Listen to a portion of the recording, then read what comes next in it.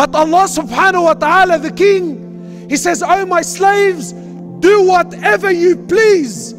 Do it 1,000,000 times. Disobey me.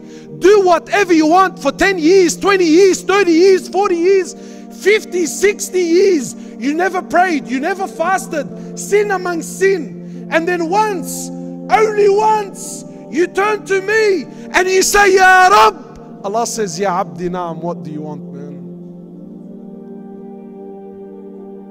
What do you want?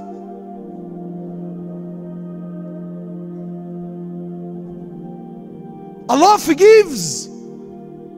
Now you don't need to read a book.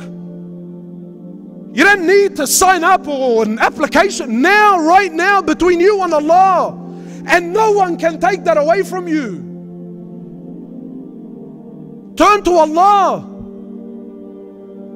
Allah says, my slave, if you come to me with an earth load of sin, but you don't associate partners with me, I will come to you with forgiveness that matches it.